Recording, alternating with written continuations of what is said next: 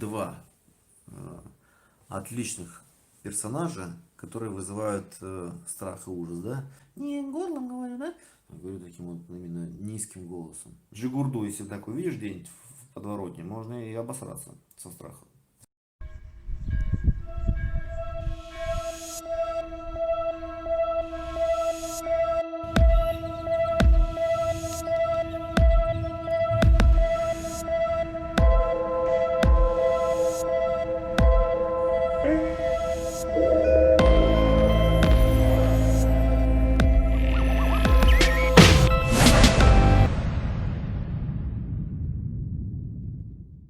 Давайте поразмышляем. Вообще вопрос очень такой. Изабелля Дженни задает вопрос. Как заставить человека бояться меня? Я сейчас не буду говорить там морально, аморально. Это нельзя делать, это можно делать. Поразмышляем. Иногда это нужно делать.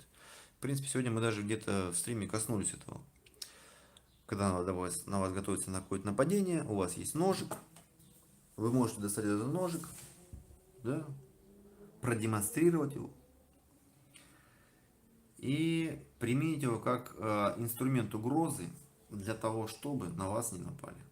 Понимаете, да? Вот такой инструмент.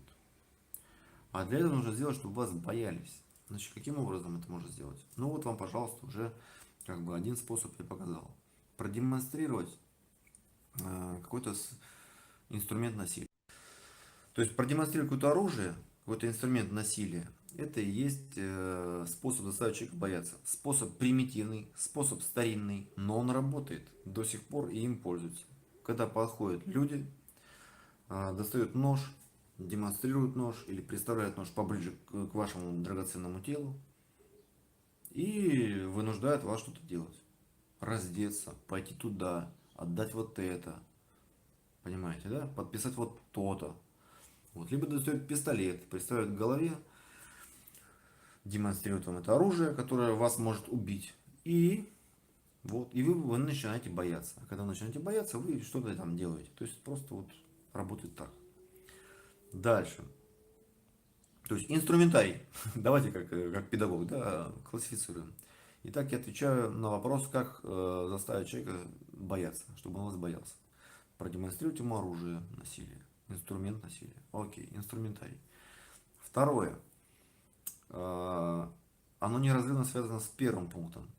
Если вы демонстрируете какое-то оружие, инструмент насилия, то вы должны продемонстрировать готовность, психологическую готовность применить. Причем даже неважно, есть у вас оружие или нет. То есть вы можете просто продемонстрировать готовность к применению насилия, крайних мер, жестокости какой-то. И таким образом передать это настроение агрессии, вызывать тем самым страх у этого человека. А это что? Ну, как вы можете продемонстрировать? Каким-то словом, например, да? Взглядом тяжелым, мимикой какой-то определенной, да? Вашими жестами,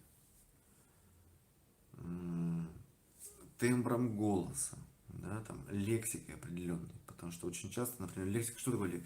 Когда используются всякие разные слова, матерные, например, в том числе, мат, как поле, язык брани, да, поле брани, матерные, агрессия, такая эмоциональность.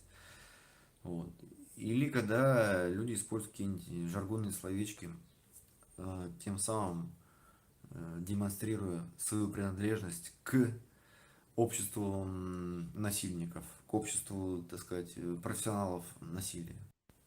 Таким образом, они как бы демонстрируют, что вот они находятся вот в этой касте избранных, вот в отряде такого профессионального, не знаю, матерого такого насильника. Окей? Тоже можете использовать это. Опять же, ваш внешний вид. Если, ну вот сравните просто, что вызывает, какой человек вызывает большую угрозу. Ну, например, лысый или человек волосатый. С какой большей долей вероятности тот или иной человек будет вызывать у вас чувство страха или тревоги, или какой-то напряженности. Ну, забегая вперед, я могу просто сразу сказать, что Конечно же, коротко стриженный человек или лысый человек будет восприниматься как более угрожающий персонаж, нежели волосатый. Ну вот так. Я, конечно, понимаю, есть исключения, есть волосатые такие чудики, что джигурду, если такой видишь где-нибудь в подворотне, можно и обосраться со страха. Вот. Ну там еще дополнительно к его, так сказать, ну, да, волосяному покрову, там еще многое другое добавляется, да? Потом дальше что добавляется? Конечно же, ну, рост. Чем выше человек, тем он более, ну, больше по размерам, тем он более выглядит убедительней, более угрожающий, да? То есть, ну, сила. То есть уже мы что пишем, да? Лысый, большой, татуировки, опять же, да? Татуировки тоже это как бы типа принадлежность вот к этим, к уголовникам, а уголовники-то кто? Преступники. Те, кто могут применить насилие, да? То есть, ну, сейчас мы говорим о том, чтобы заставить человека вас испугаться, забояться. Поэтому вы должны всеми способами, всеми средствами показать ему к тому, что вы готовы применить к нему насилие. Вот и все. Тогда он будет бояться. Просто так он вас бояться не будет. Только человек боится только, ну, когда вот реально насилие, вот прям вот угроза это есть. Тогда он будет бояться. Поэтому используется и оружие, и повадки, и какая-то лексика, и вид внешний, так сказать, общий антураж. Дальше. Что тут еще можно рассказать-то по этому поводу? Ну, как-то вот так. Поэтому просто поизучайте, как выглядят страшные люди в массовом сознании. А здесь мы можем просто, не знаю, взять там и кинематограф мировой поизучать. И мы увидим, как выглядят страшные люди, которых боятся другие люди. И попытаться понять, ну, эти характеристики. И можно их использовать легко. Чаще всего, конечно же, это образ, не знаю, там Дон Корлеоне или какие-нибудь мафиозные такие вот всякие гангстерские фильмы, где мы видим вот этих вот мерзавцев, насильников, и как они умело это искусно используют для того, чтобы запугать других людей. То есть это, они показывают крайнюю степень готовности к насилию. Они ведут себя нестандартно, ведут себя вызывающе, шумно, они используют нецензурную лексику, они очень грубо разговаривают, очень... В общем, можно, я думаю, посоветовать ему такое кино. Если вам не попадались в жизни такие персонажи, да, ну, которые вот вызывают некий страх, то тогда кино, кинематограф. Есть, кстати, где же он, откуда? Тоже с Дальнего Востока. Был такой спец по кличке Спец, Демочка, Виталий Демочка. Вот, и он сделал там целый сериал. Сам он бывший, короче, бандюк, гонял машины там, что-то там перебивал номера, короче, воровал машины, продавал, что-то вот такое, занимался, в общем, бандитской деятельностью. Сидел несколько раз. И он сделал там собственный фильм, такой реалити-шоу практически, вот про эти, про свои там темные дела. Город же, как ну, Хабаровск, чуть ли не Хабаровск, где-то там, короче, в тех же местах, Комсомольском море, чуть, короче, вот оттуда. Итак, Виталий Демочка, фильм называется «Спец», сериал про бандитские дела. Так вот я о чем? Посмотрите, как выглядит этот типаж Виталий Демочка. Ребята, если кто-то видел Виталию Демочку, да, спеца, ну это реально, он выглядит как, блин, ну, реальный криминальный авторитет. Я просто сам встречал неоднократно людей, и даже с одним достаточно долго там общался. И это люди, которые вызывают ужас, и они умеют этим пользоваться. Они просто знают, на какие кнопочки нажать. Ну, актеры, да, актерское мастерство, не без этого. Это не просто потому, что нам природа так дано еще, хотя это природа тоже может быть. Но они именно обучены этому, чтобы внушать ужас и страх. Чаще всего это просто профессиональная маска, то есть это их просто как бы роль такая профессиональная. Вызывать некие ужасы и такой вот страх, оцепенение. Вот, Виталий Демочка. Посмотрите, как он ведет себя и вот примерно копирует его манеру поведения там, перед зеркалом, с друзьями, с товарищами. И тренировка. Пусть у вас это ну, получается. Я считаю, что это очень полезная модель поведения. Периодически она может вам помочь также даже при самообороне, при каких-то конфликтных ситуациях, когда начинается какая-то агрессия и попытка вас, что называется, там развести, как-то вот это вот, да, там, прощупать вас. Вот, вы надеваете эту маску, которую вы уже попробовали на себе. Ну, можете вот сейчас я вот немножко, когда я рассказываю про это, я чуть-чуть начинаю как бы транслировать, да, такой более пристальный взгляд, более низкий голос, да, такой вот немножко животный, да, животом, да, что не горлом говорю, да, а говорю таким вот именно низким голосом, да. более пристальный взгляд, какая-то жестикуляция, да, она может тут тоже добавиться, потому что это, эта экспрессия, она признак человека, который, но он нервничает, конечно, да, но нервничает почему? Потому что он себя сдерживает, да, вот эта вот жестикуляция, это уже признак некой активности такой, да, и это такой захват некого пространства, поэтому жестикулируют эти люди. И она наоборот. То есть у них либо чрезмерная жестикуляция, когда они начинают прям вот жестикулировать руками, и ты видишь, что они прям ну, себя сдерживают, и они прям кипят этой энергией и готовы тут же вот, ну, то есть перейти к активным действиям. Вот эти жесты, да, это как бы такая граница между вербальным нападением, да, и уже конкретным таким нападением физическим. Вот, это жестикуляция на грани. Либо они вообще не жестикулируют, что тоже как бы ну, такая крайность, понимаете? Есть крайность жестикуляции, есть крайность, когда она отсутствует просто. Руки в карманах, например, да, там, или просто опущенные руки внизу. Все, ну чаще всего в карманах это хорошо выглядит. Отсутствие жестикуляции, отсутствие мимики, ну это Виталий Демочка, да, вот такой типаж. То есть есть два отличных персонажа, которые вызывают страх и ужас, да. Это либо человек, который жестикулирует постоянно, и такие вот злобные рожи. Еще раз, он жестикулирует часто руками, вторгаясь в ваше пространство, может даже немножко к вам притрагиваться. Часто наклоняется вперед или отклоняется назад, влево, вправо. То есть он находится постоянно в каком-то движении. Мимика очень живая, глаза в упор, бровями играет, ушами шевелит. Все. Это вот такой агрессивный тип, который вот-вот-вот сейчас прям сорвется. Понимаете? А есть другой типаж, когда человек практически не мигающим взглядом, ну это уже похоже, да? У него отсутствие мимики практически. Он просто разговаривает с вами низким голосом, говорит не быстро, говорит медленно очень. Он практически не шевелится. У него отсутствует жестикуляция или мимика какая-то. У него есть просто пристальный взгляд и низкий голос и медленная речь. И это тоже выглядит ужасно, понимаете?